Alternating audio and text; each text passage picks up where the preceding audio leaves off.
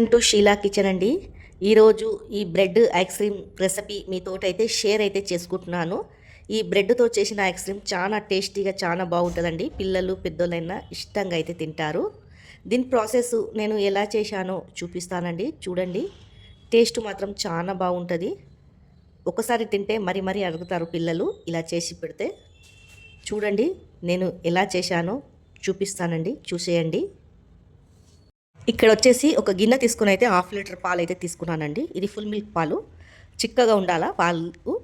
తర్వాత కాగపెట్టుకోవాలండి ఒక 10 నిమిషాలు. అప్పటి వరకు ఈ బ్రెడ్ అయితే ఒక 5 బ్రెడ్ పీస్లు అయితే తీసుకున్నాను. ఈ సైడ్ల పొంటి అంతా కోసేయాలండి. ఇలా పక్కల పొంటి కోసేసేయాల. ఈ పక్కల పొంటి అయితే వేయొద్దు. చూడండి, ఇలా ఇలా పీసెస్. తర్వాత ఇది కాగాలండి. ఒక 10 నిమిషాలు మంచిగా కాగపెట్టుకోవాలి పాలు, కొద్దిగా చిక్కపడే వరకు. ఐస్ క్రీమ్ అయితే చాలా టేస్ట్ అవుతుందండి ఇది. చూడండి, పొంగుతూనే ఉంటుంది, మనం చూస్తూనే ఉండాలి, పొయ్యి మీద కలుపుతూనే ఉండాలి. కింద కూడా కొద్దిగా మాడిపోతుంది, మాడిపోకుండా కలుపుతూనే ఉండాలండి. తర్వాత ఈ బ్రెడ్ అయితే దీంట్లోనే వేసేసేయాలి. చాలా మంచిగా టేస్ట్ అయితే చాలా బాగుంటుంది. చూడండి, ఇలా దీన్ని బాగా ఉడకనియాల. తర్వాత మనకి రుచికి సరిపోయేంత చక్కెర వేసుకోవాలండి. మేము కొద్దిగా చక్కెర ఎక్కువ తింటామని కొద్దిగా ఎక్కువ వేసుకున్నాము. చూడండి, అంతా కలబెట్టుకోవాలా. తిప్పుతూనే ఉండాలండి ఇది, ఎందుకంటే కింద మాడిపోకుండా. ఇప్పుడు బ్రెడ్ వేసాం కదా, అది చిక్కగా కన్సిస్టెన్సీ చిక్కగా వచ్చే వరకు కలుపుతూనే ఉండాలా. ఇలా చూడండి, ఇలా బాగా ఉడికిపోవాలా.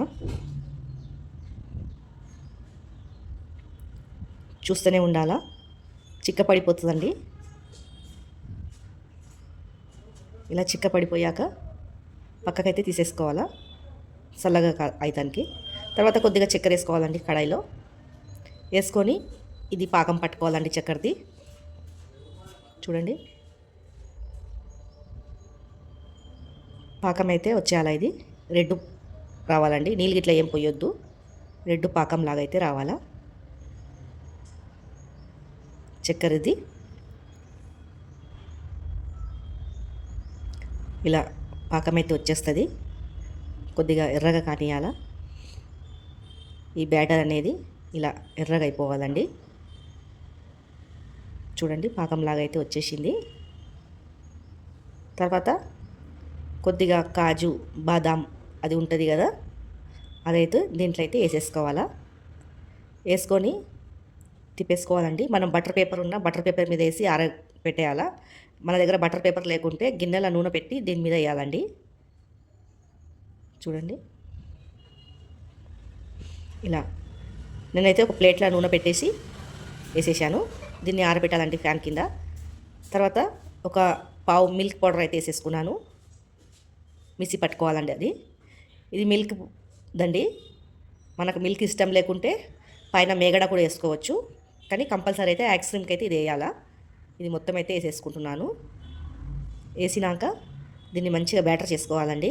చూడండి, తిప్పాలా ఇలా ఒక 10 నిమిషాలు ఇలా తిప్పాలా. మంచిగా కన్సిస్టెంట్గా మంచిగా వచ్చేస్తుందండి ఇలా తిప్పితే. చూడండి, మీకు ఇది వద్దనుకుంటే పైన మేగడ కూడా వేసుకోవచ్చు. తర్వాత ఈ మిక్సీ పట్టిన వేసేసుకోవాలా. చూడండి, ఇది మొత్తం మంచిగా కలబెట్టుకోవాలండి. పిల్లలు ఇలా అడిగినప్పుడు మంచిగా ఇంట్లో చేసి పెడితే ఎంతో ఇష్టంగా అయితే తింటారండి.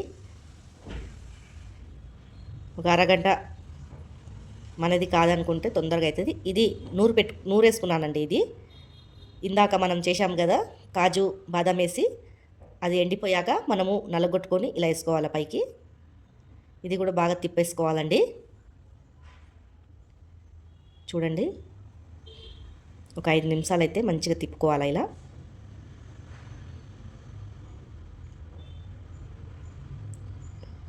ఇలా తిప్పేసుకున్నాక మనము ఈ డబ్బాలు అయితే స్టోర్ అయితే చేసేసుకుంటున్నాను. దానిపైన ఇది వేసేస్తున్నానండి. టేస్ట్ మాత్రం చాలా బాగా వస్తుంది వేసుకుంటే ఐస్ క్రీమ్లా. ఇప్పుడు మనం పైనుంచి బటర్ పేపర్ పెట్టి దాన్ని మూసేయాలండి. మన దగ్గర బటర్ పేపర్ లేకుండా పాల కవర్ అయితే పెట్టేసుకొని మూసుకోవాలి దానికి. చూడండి ఇలా ఒక పాల కవర్ అయితే మంచిగా వాష్ చేసుకున్నాను. ఇలా పెట్టి మూత అయితే పెట్టేసి 8 గంటల సేపు ఫ్రిడ్జ్లో అయితే పెట్టాలండి. జర ఫ్రిడ్జ్ అనేది ఎక్కువ డీలా పెట్టాలా, తొందరగా గడ్డ కడుతుంది. మీకు నచ్చినట్లయితే కామెంట్ చేయండి.